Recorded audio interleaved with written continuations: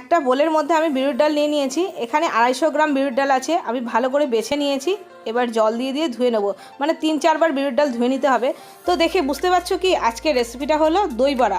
আমি বাড়িতে আজকে দই বড়া তোমাদের খুব সহজেই বানিয়ে দেখাবো, সেটাও টিপস অ্যান্ড ট্রিক্সের সাথে। তো চলো রেসিপিটা তাহলে শুরু করা যাক। তো প্রথমেই এই বিউলির ডালটাকে আমি 2-3 বার ধুয়ে নেব।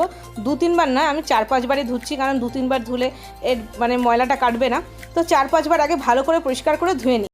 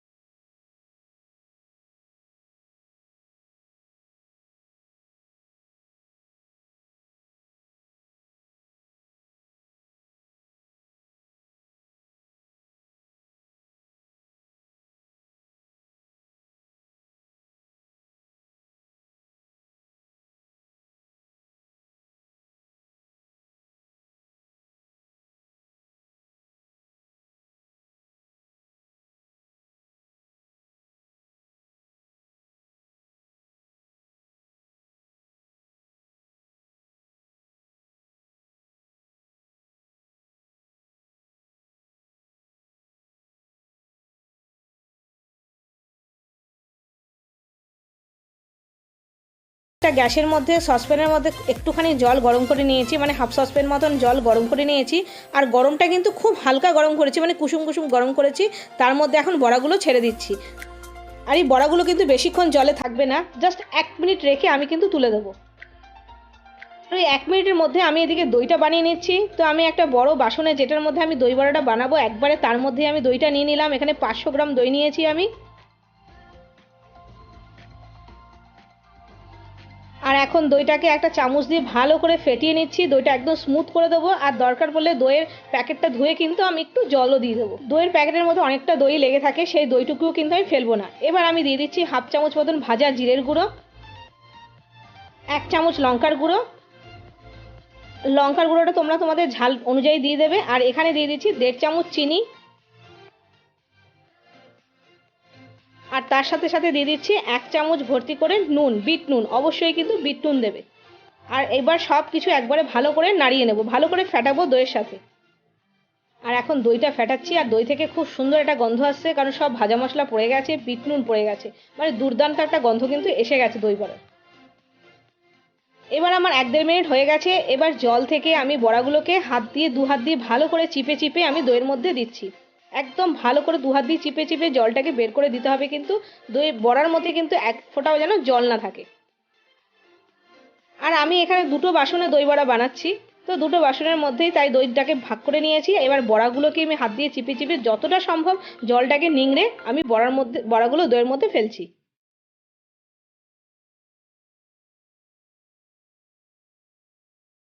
এখন সবকটা বড়াই আমি দইয়ের মধ্যে দিয়ে দিয়েছি আর সেটা দুটো বোলের মধ্যে আমি ডিভাইড করে নিয়েছি। এইবার ওপর দিয়ে সাজানোর পালা। ওপর থেকে আমি দিয়ে দিচ্ছি আরেকটু ভাজা মশলা।